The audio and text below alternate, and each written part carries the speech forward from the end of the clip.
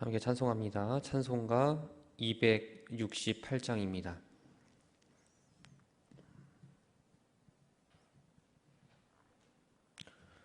찬송 268장 찬양합니다.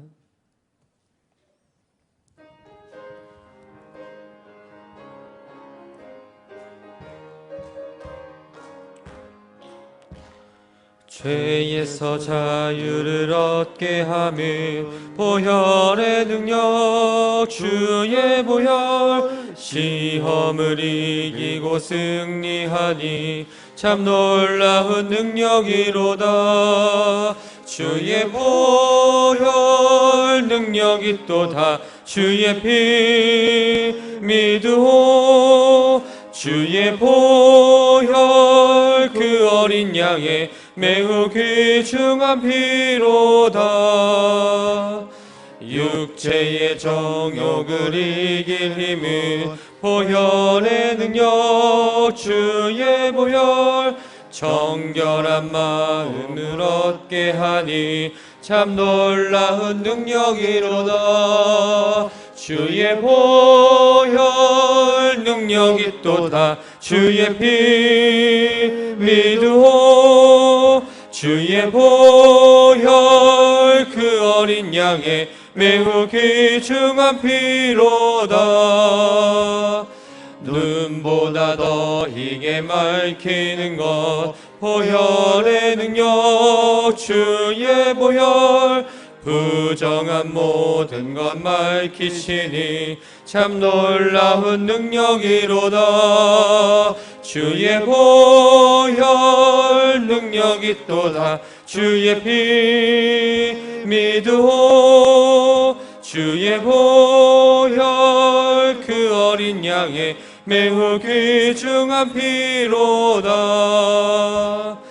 구주의 복음을 전할 제목 보혈의 능력, 주의 보혈. 날마다 나에게 찬송 주니 참 놀라운 능력이로다. 주의 보혈 능력이 또다. 주의 피 믿으오. 주의 보혈 그 어린 양의 매우 귀중한 피로다. 아멘. 찬송 270장입니다. 찬송 270장 우리 박수하시면서 함께 찬양하시겠습니다.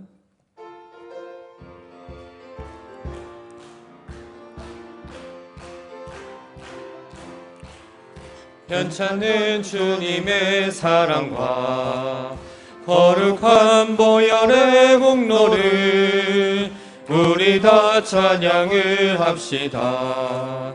주님을 만나볼 때까지 예수는 우리를 깨끗게 하시는 주시니 그의 피 우리를 눈보다 더 희게 하셨네.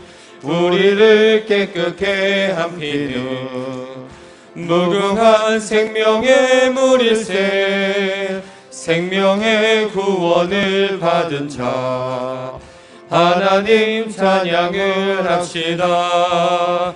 예수는 우리를 깨끗게 하시는 주시니 그의 피 우리를 눈보다 더 희게 하셨네.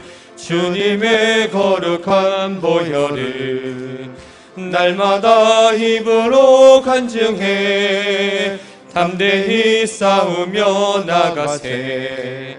천국에 들어갈 때까지 예수는 우리를 깨끗게 하시는 주시니 그의 피 우리를 눈보다 더 희게 하셨네. 십자가 단단히 붙잡고 날마다 이기며 나가세. 머리에 면류관 쓰고서 주 앞에 찬양할 때까지. 예수는 우리를 깨끗게 하시는 주시니 그의 피 우리를 눈보다 더 희게 하셨네.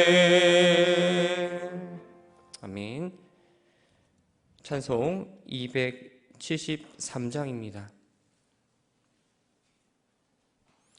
찬송 273장 찬양하신 후에 장홍근 권사님 기도합니다.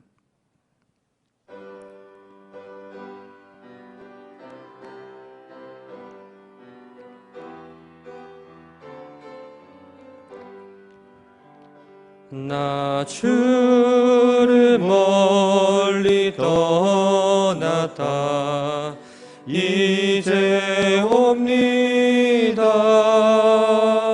나 죄의 길에 시달려 주여 옵니다.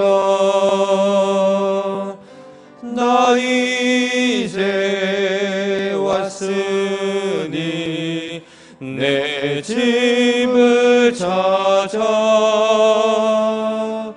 주여 나를 받으사 맞아주소서. 그 귀한 세월 보내고 이제 옵니다. 나 뉘어지는 눈물로 주여 옵니다. 나 이제 왔으니 내 집을 찾아 주여 나를 받으사 맞아주소서. 나 죄에 매여 고달파 이제 옵니다. 주 크신 사랑 받고자 주여 옵니다. 나 이제 왔으니 내 집을 찾아 주여 나를 받으사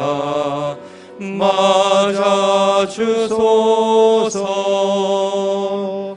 이 병든 마음을 고치려 이제 옵니다. 큰 힘과 소망 바라고 주여 옵니다. 나 이제 왔으니 내 집을 찾아 주여 나를 받으사 맞아주소서. 나 바랄 것이 무언가 우리 주 예수 날 위해 죽임 당하심 믿고 옵니다. 나 이제 왔으니 내 집을 찾아 주여 나를 받으사 맞아주소서.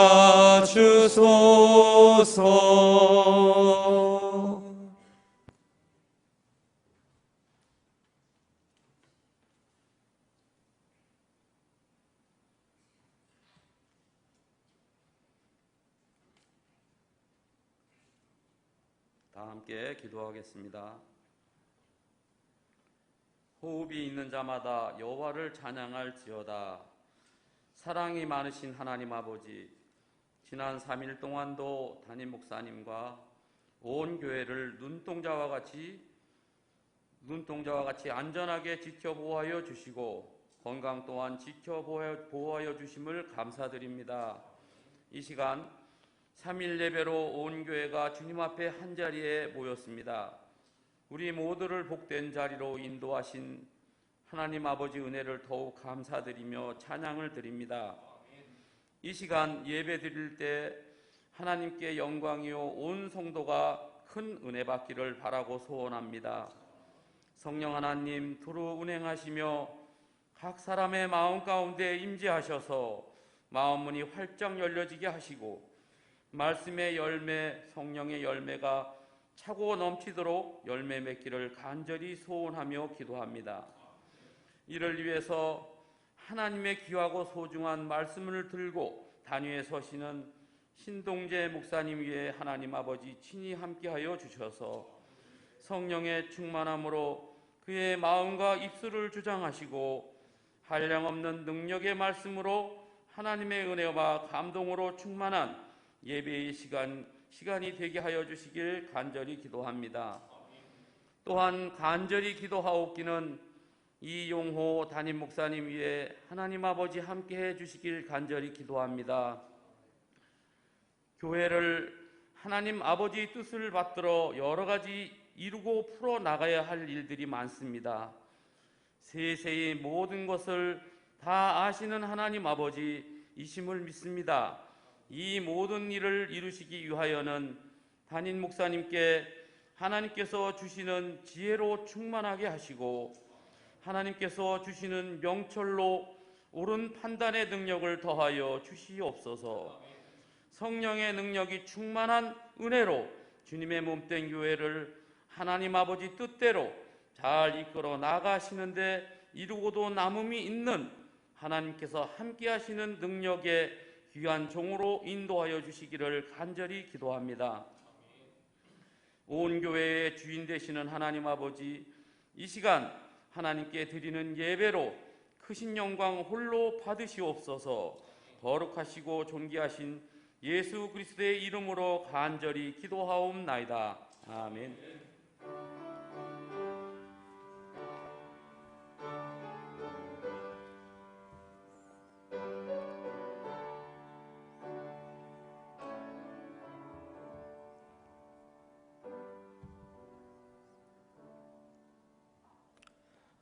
모두 자리에서 일어서 주시길 바랍니다. 신약성경 디모데전서 2장 1절부터 4절까지의 말씀을 교독하도록 하겠습니다. 디모데전서 2장 1절 말씀입니다. 그러므로 내가 첫째로 권하노니 모든 사람을 위하여 간구와 기도와 도고와 감사를 하되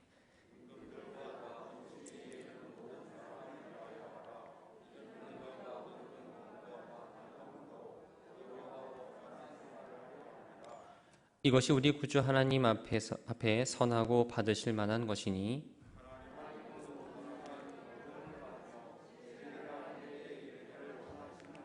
아멘. 자리에 앉아주시길 바랍니다.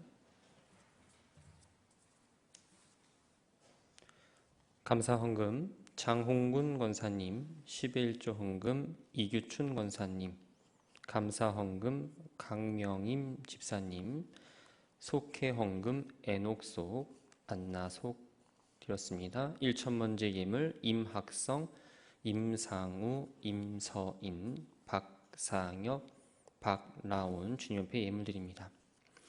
아버지 하나님, 날마다 하나님의 은혜 가운데 살아가게 하심에 감사를 드립니다. 늘 익숙했고 준비되어 있기에 그것이 은혜가 아닌 당연함으로 생각하지 않게 하시고 우리의 삶의 작은 것 하나도 하나님의 손길이 닿지 않는 곳이 없음을 기억하게 하옵소서. 이 시간 예배 자리에 나오는 것도 하나님의 부르심에 순종함으로 나왔습니다.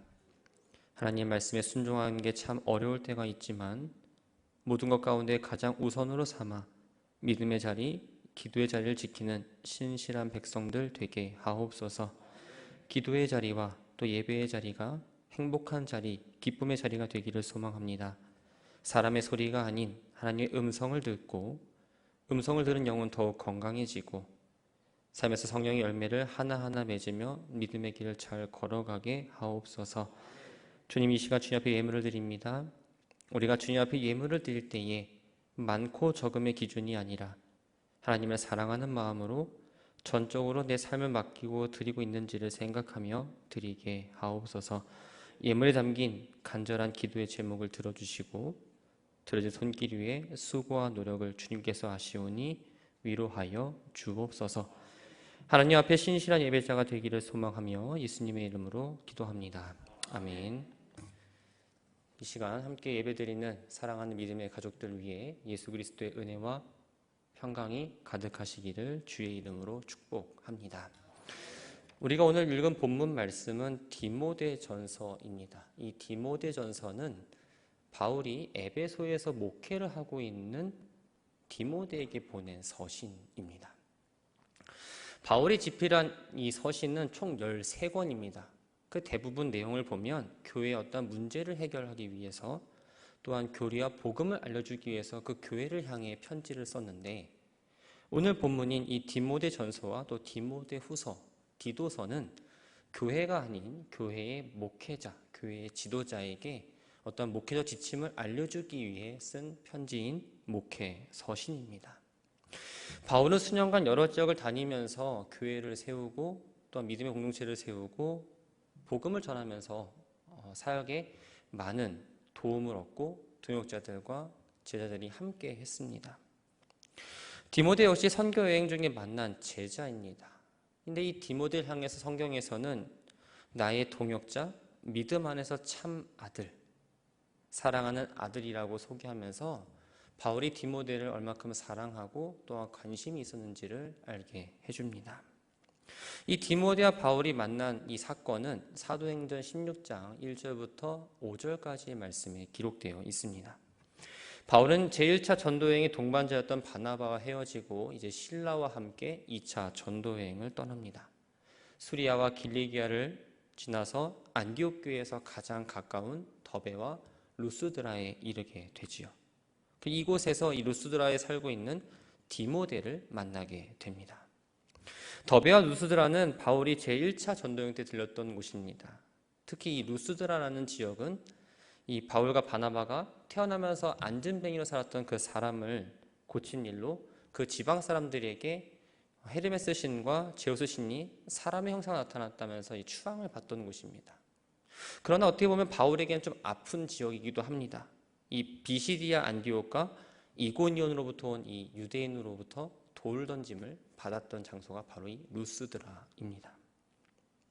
디모데는 바울의 동역자가 되기 이전에 이미 제자로서의 삶을 잘 살아가고 있었습니다. 여기서 제자는 가르침을 받는 자라는 의미입니다.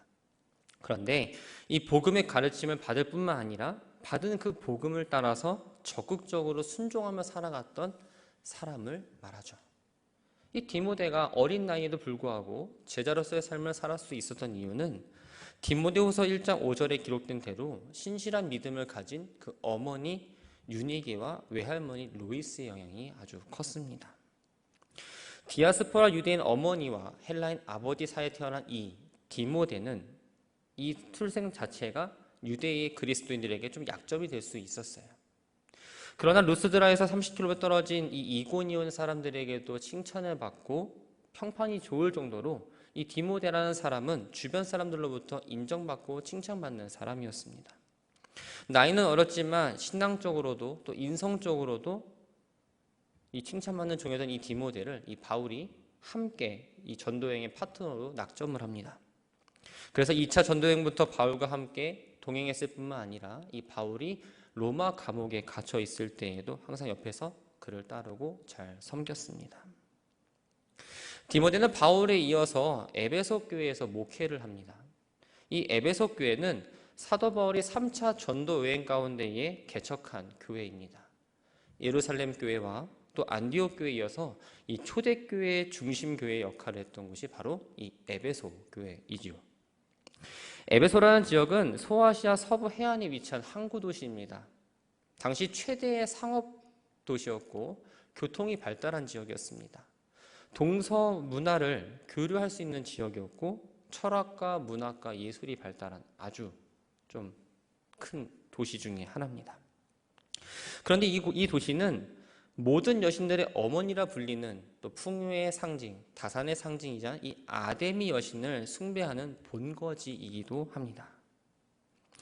에베소는 일찍부터 유대교 회당이 있었습니다. 그래서 바울이 2차 전도여행을 하면서 이곳에 회당에 들러 유대인들과 함께 변론을 했고 이곳에 오래 지체할 수 없어서 동역자였던 브리스길라와 아굴라를 남겨두고 다음 지역으로 떠난 기록을 볼 수 있지요.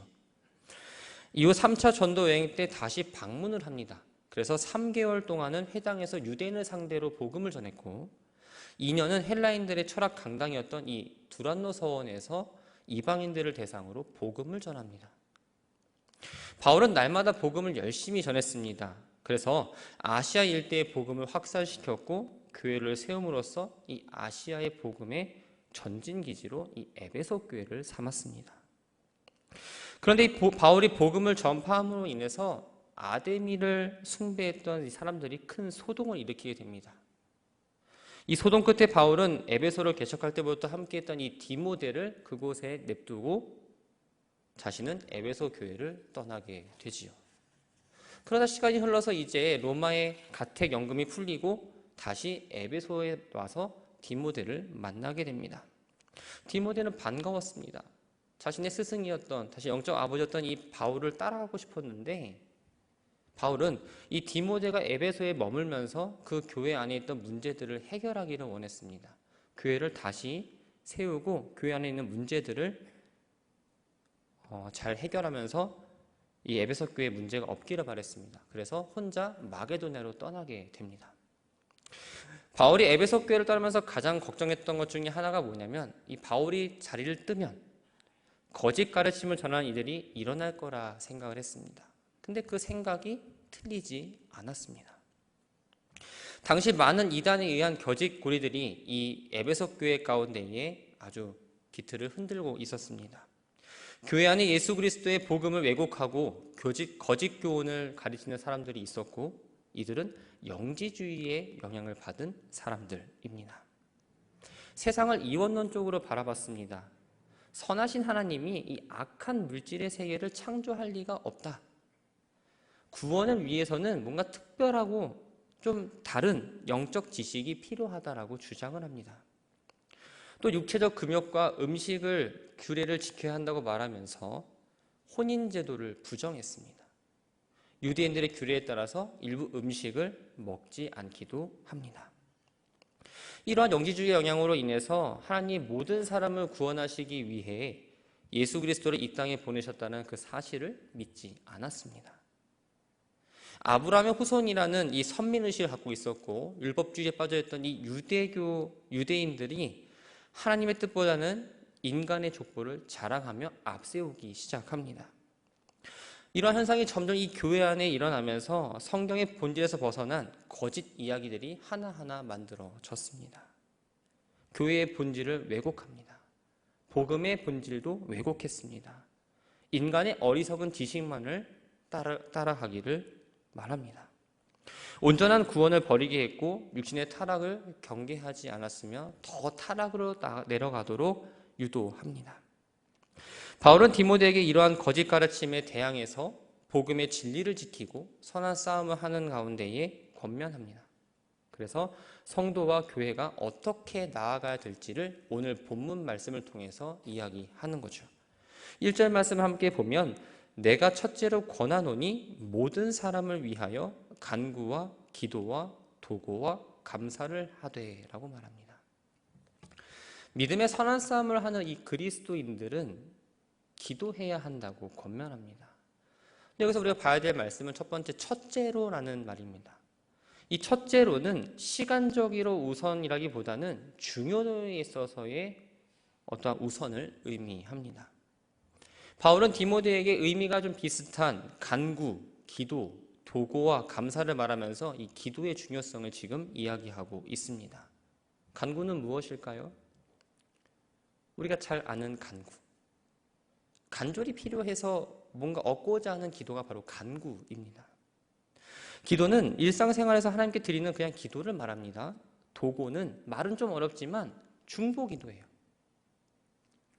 마지막 감사는 내게 주어진 상황 가운데에 하나님의 인도하심에 대해서 감사하는 기도가 바로 감사입니다. 사랑하는 성도 여러분, 여러분들이 하나님께 드리는 그 기도 안에는 이 네 가지의 기도가 잘 어우러져 있습니까? 어느 하나 혹시 치우쳐 있지는 않습니까? 간구와 기도와 도고를 하는 성도라면 자연스럽게 감사는 뒤따라오게 되어 있습니다. 우리가 왜 기도를 할까요? 우리가 기도를 하는 이유는 4절 말씀대로 진리를 깨닫기 위해서입니다. 진리를 깨닫고 그리스도를 본받는 삶을 살아내기 위해서이지요. 외적으로 넓어지는 게 아니라 내적으로 더 깊이 들어가야 합니다. 내적으로 더 깊이 들어가려면 우리는 하나님과 충분한 교제를 해야 됩니다. 그 교제가 바로 기도입니다. 사람과 대화를 하면 저 사람이 어떤 생각 갖고 있는지를 파악하게 됩니다. 저 사람이 어떤 말을 하는지, 저 사람의 생각이 무엇인지, 또 저 사람이 추구하는 어떤 방향성은 무엇인지를 우리가 알게 됩니다. 마찬가지로 하나님과 대화하면서 하나님의 생각은 무엇인지, 하나님의 뜻은 무엇인지를 우리가 알아야 합니다. 근데 이게 아는 걸로 끝나는 게 아니라 우리는 그것을 내 삶에 나타내는 삶, 그게 바로 그리스도인의 삶입니다. 그래서 기도는 단순히 신앙생활을 하는데 어떠한 부차적인 행동이 아니라 하나님을 향한 믿음을 세우고 그 믿음의 고백대로 살아가는 데 필요한 에너지를 얻는 통로입니다. 그렇기 때문에 기도는 매우 중요하고 소중합니다. 여러분들은 무엇을 지금 소중하게 생각하십니까? 통장의 잔고가 얼마냐가 더 소중하시겠지요? 그것도 아닌가요? 내가 사용하는 시간을 보면 내가 어디에 관심이 있고 무슨 생각을 하고 있고 내가 뭘 중요하게 생각하는지를 알 수 있습니다. 삶의 기준이 나인 사람은 당연히 내가 좋아하는 것, 내가 원하는 것, 내가 필요로 하는 것에 더 많은 시간을 투자합니다. 이런 사람들에게 기도는 바빠서 못합니다가 나옵니다. 그러나 삶의 기준이 하나님인 사람은 자신의 일상이 바쁜 가운데도 불구하고 힘든 가운데도 불구하고 기도합니다. 왜냐하면 하나님이 주신 영적 힘이 너무나 소중함을 알기 때문에 내가 그 힘대로 살아간다는 걸 고백하기 때문에 우리는 기도할 수밖에 없습니다. 주어진 시간은 동일합니다. 저와 담임 목사님만 26시간 주어진 게 아닙니다. 장로님들만 26시간 주어진 게 아니에요. 다 24시간이라는 시간이 동일하게 주어졌습니다. 그런데 기도를 가장 내 삶에 먼저 두느냐 아니면 내가 할 일을 내가 다 하고 나서 기도를 하느냐의 차이입니다. 내가 삶의 기준이 되느냐 내가 하나님을 기준을 두고 살아가느냐의 차이입니다. 바라고 소망하는 건 우리의 삶 가운데에 기도가 우선이 되기를 바랍니다. 하루를 시작할 때에도 어떤 일을 할 때에도 먼저 기도하시기 바랍니다. 그래서 어떤 일이 닥쳤을 때에 내 생각과 내 뜻대로 이루어가는 것이 아니라 하나님의 뜻을 먼저 구하는 성도 되기를 주의 이름으로 축원합니다. 그렇다면 우리가 먼저 기도가 우선이 되려면 어떻게 해야 할까요? 첫 번째는 바로 기도의 목표를 정해야 합니다. 마태복음 20장 39절부터 44절까지의 말씀을 보면 여리고에서 만난 2명의 시각장애인이 치유되는 사건을 기록하고 있습니다. 예수님께서 여리고를 떠나서 예루살렘을 가는 가운데에 큰 무리가 뒤쫓아옵니다. 당시 여리고의 인구가 얼마인지는 잘 모르겠습니다. 그런데 예수님께서 가는 그 곳마다 도시가 떠들썩한 것은 사실이에요. 비단 여리고뿐만 아니라 어디를 가든 예수님이 가는 그곳에서는 늘 사람들이 많았습니다. 길가에 앉아있던 구걸하던 이 2 시각장애인이 예수님께서 지나가신다는 말을 듣고 크게 소리를 지르며 주님께 이렇게 말합니다.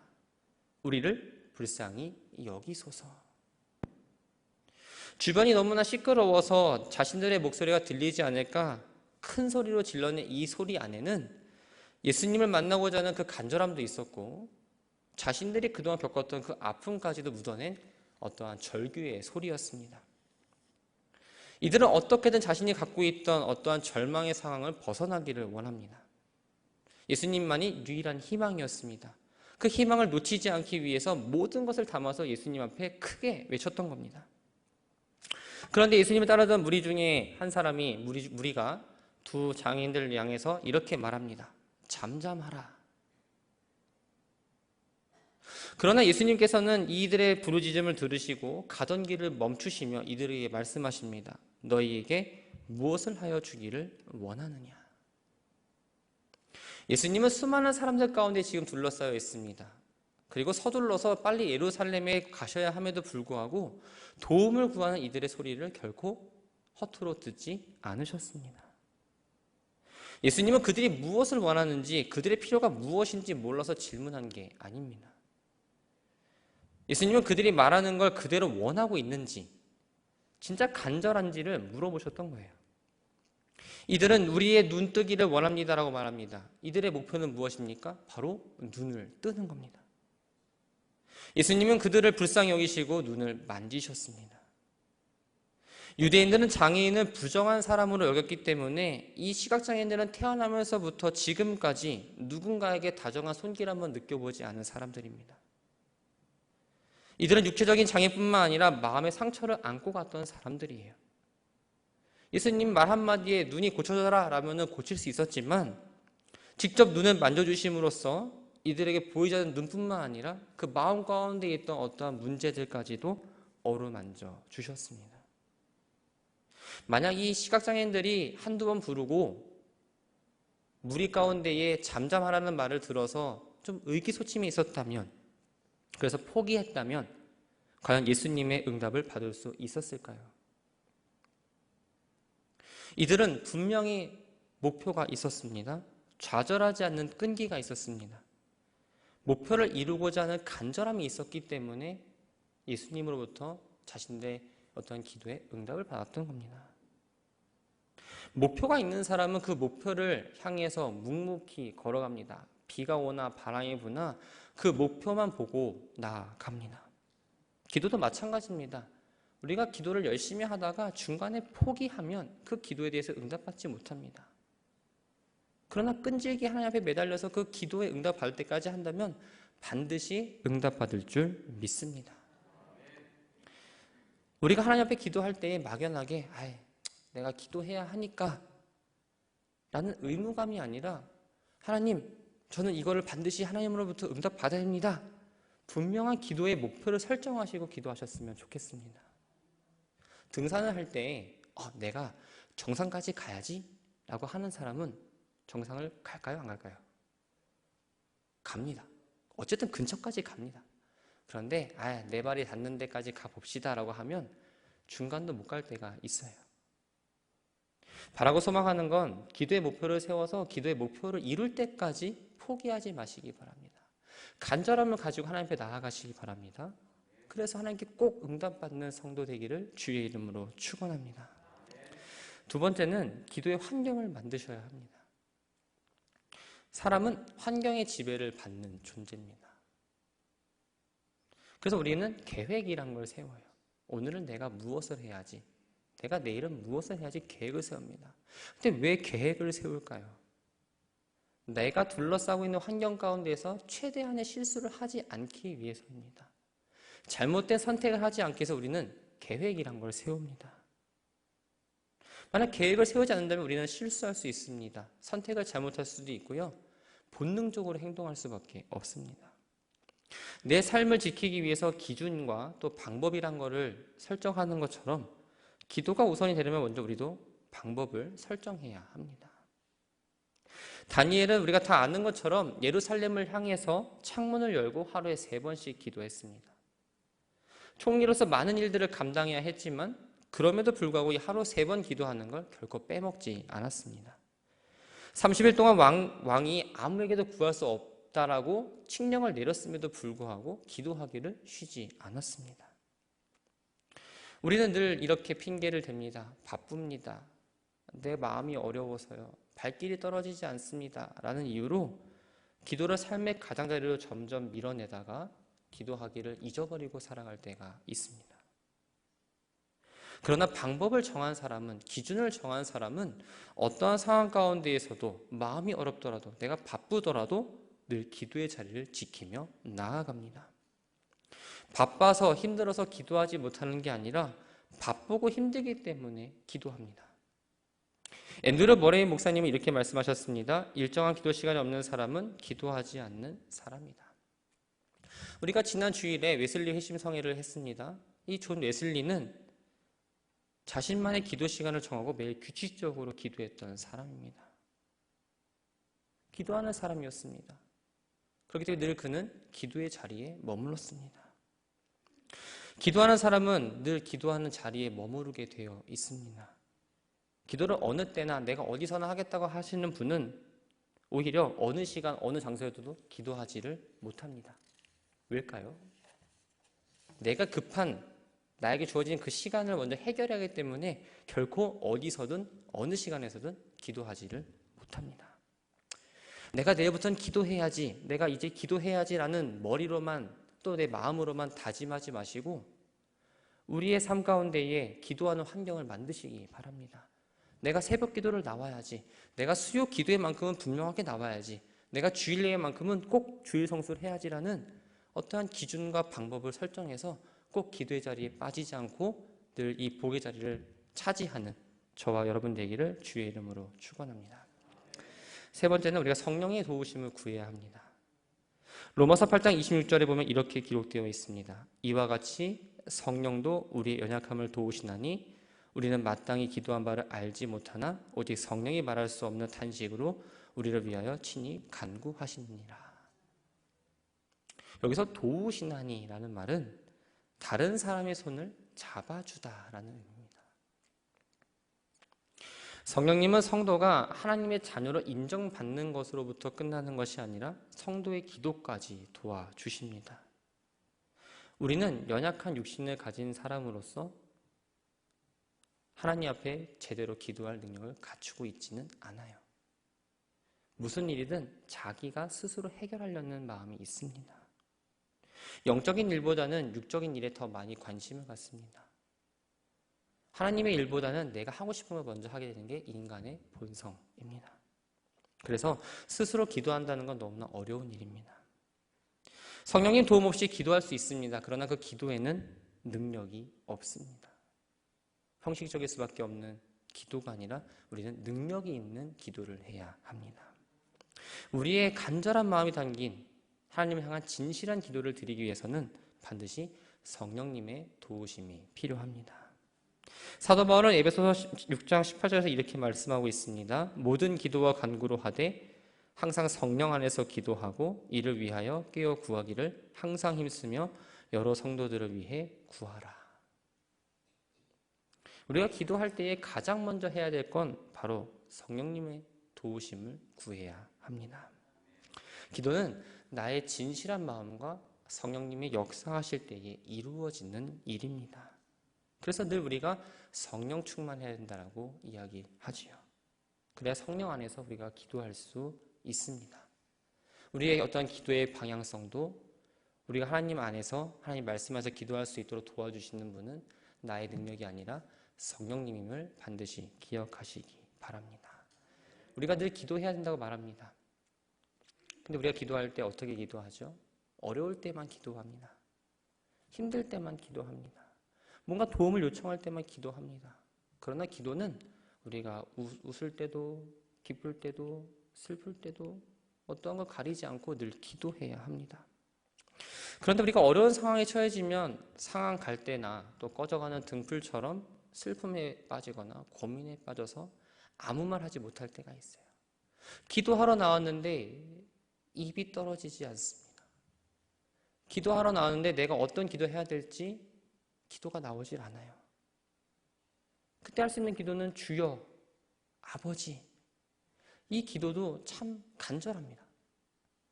내가 기도가 못해서 어떡하지? 염려하지 마세요. 성령님께서 대신 기도해 주십니다. 그래서 그 기도를 들으시고 하나님은 응답해 주십니다. 물론 그러려면 전제 조건이 하나 있습니다. 내가 늘 항상 성령님과 함께 동행하는 삶을 살아야 합니다. 사랑하는 성도 여러분, 성령님의 도우심이 없다면 우리의 기도는 늘 나를 위한 또 탐욕대로 기도할 수밖에 없습니다. 성령님과 함께 교제함으로 성령 충만한 삶을 살아가시길 바랍니다. 성령을 금신케 하는 생활 말고 성령이 함께 인도하심으로 그 기도를 할 수 있습니다. 마지막으로 우리가 잘 아는 것처럼 하나님과 관계가 온전해야 합니다. 기도는 하나님 앞에 나아가는 영적인 태도입니다. 하나님이 보시기에 내가 좀 온전하다, 내가 좀 그래도 죄를 짓지 않았다라고 하면 좀 당당히 나와요. 근데 내가 뭔가 죄를 짓고 내가 뭔가 하나님 앞에 부끄러운 일이 있다면 우리가 나오지를 못합니다. 아담과 하와가 에덴 동산 살 때 하나님과 관계가 너무 좋았습니다. 그런데 관계에 틀어진 일이 있지요. 바로 선악과를 먹고 나서입니다. 선악과를 먹고 나자마자 죄를 짓고 숨어버렸습니다. 이 죄는 하나님과 나의 사이를 아주 멀어지게 합니다. 우리가 하나님 앞에 많은 죄를 짓고 살아가지만 가장 쉽게 짓는 죄는 바로 교만입니다. 순종하지 않음입니다. 하나님과 온전한 관계를 맺기 위해서는 우리가 교만한 마음을 갖지 않고 믿음과 겸손함으로 순종하며 살아야 합니다. 야고보서 4장 6절에는 이렇게 기록합니다. 하나님은 교만한 자를 물리치고 겸손한 자에게 은혜를 주신다 하였느니라. 그런즉 너희는 하나님께 복종할지어다. 우리는 하나님의 은혜를 구하고 하나님께서 축복해 주신다면 구하지만 우리의 삶은 늘 교만한 마음을 품고 살아갑니다. 하나님께 먼저 순종하겠습니다가 아니라 하나님께서 복을 주시면 제가 순종할게요가 우리의 기도입니다. 하나님 앞에 우리들의 삶을 구별합시다. 두 마음을 품은 자가 아니라 하나님께 온전히 마음을 품는 우리 모든 성도들이 되기를 바랍니다. 기도의 자리를 지키는 거 너무나 중요합니다. 그런데 이 기도의 자리를 지키려면 내가 먼저 영적으로 정결해야 합니다. 그래서 우리는 늘 날마다 영적인 점검을 해야 합니다. 그래서 하나님과 거리가 늘 가깝고 늘 똑같이 유지할 수 있도록 기도하고 말씀을 읽어야 합니다. 야고보 사도도 이렇게 말합니다. 하나님을 가까이 하라. 그리하면 너희를 가까이 하시리라. 사랑하는 성도 여러분, 여러분의 삶의 우선순위는 무엇입니까? 성도라는 이 직책은 교회 안에서만 받는 직책이 아니라 세상 가운데 살아가면서 지켜야 하는 하나님이 주신 명찰입니다. 성도의 삶은 자신의 힘으로 살아가는 삶이 아니라 하나님이 주신 지혜와 능력으로 그 삶을 나타내는 삶입니다. 그래서 하나님의 능력과 지혜는 기도를 통해서밖에 받을 수 없습니다. 우리에게는 누구나 동일하게 시간이 주어졌습니다. 우리의 삶의 기준을 올바르게 정하시기 바랍니다. 그래서 우리 삶의 영역 가운데의 기도가 먼저가 되기 위해서 우리는 기도하고 환경을 만들고 성령의 도우심을 구하고 하나님과의 거리를 가까이 하도록 노력해야 합니다. 바라고 소망하는 건 기도를 통해 하나님 앞에 더욱 나아가고 싶은 마음이 가득한 사람, 하나님으로부터 신실한 기도의 사람으로 인정받는 성도 되기를 바랍니다. 하나님부터 받은 은혜를 통해서 우리가 늘 그 길을 걸어갈 때에 어려움 가운데 있더라도 늘 그 믿음의 길을 잘 지키며 나아가는 저와 여러분들이 되기를 주의 이름으로 축원합니다. 기도하겠습니다. 살아계신 하나님, 내 삶을 말씀에 비추어 봅니다. 성도로 살아간다고 고백하지만 우리의 삶을 이끄는 건 내 뜻과 내 생각이었습니다. 주님의 뜻을 구한다 말했지만 내 뜻을 주님께 말하며 그대로 이루어지기를 바랬습니다. 형식은 갖추었지만 형식에 맞게 온전한 기도를 드리지 못했습니다. 하나님, 내 삶의 모든 것 가운데 출발점이 기도가 되기를 소망합니다. 자연스럽게 하나님의 뜻을 구하고 자연스럽게 내 삶에서 하나님의 뜻이 표출되며 믿음대로 담대함으로 나아갈 수 있도록 허락하여 주옵소서. 세상의 기준을 보면 그리스도의 삶은 참 답답해 보일 수 있습니다. 이해가 되지 않을 수 있습니다.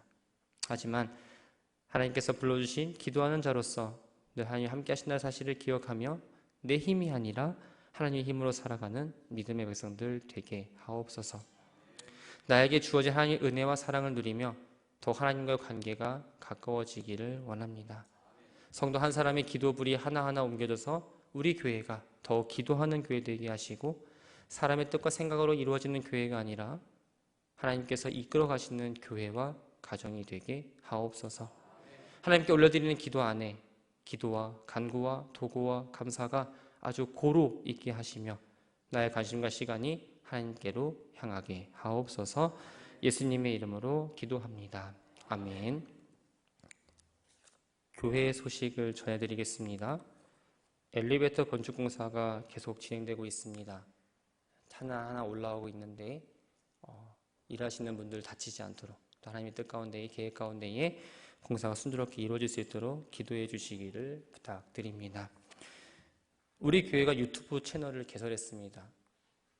조금씩 구독자 수가 늘어나고 있어요. 한 20명 넘습니다. 지금도 우리는 온라인으로 지금 방송이 되고 있습니다. 구독을 안 하셔도 좋지만 구독하시면 조금 편한 게 있으니까 혹시 모르시는 분들이 있다면 우리 필경대와 2층 나가는 쪽에 안내를 해놨고 더 모르시겠다 하시면 사무실로 오시면 아주 친절하게 설명을 해드리도록 하겠습니다. 다시 한번 기도합니다. 지금은 우리를 하나님의 제자로 삼아주시고 사명을 감당하도록 동행해 주시는 예수 그리스도의 크신 은혜와 험난한 세상 가운데에 인도하여 주시고 보호해 주시는 하나님의 크신 사랑하심과 우리의 앞길을 인도하시고 함께 동행해 주시는 성령님의 교통하심이 다른 교훈에 빠지지 않고 참된 교훈을 따라 살아가며 삶의 모든 것 가운데에 기도가 먼저임을 다짐하고 나아가는 사랑하는 믿음의 성도들 위해 지금부터 영원토록 함께 하시기를 간절히 축원하옵나이다. 아멘.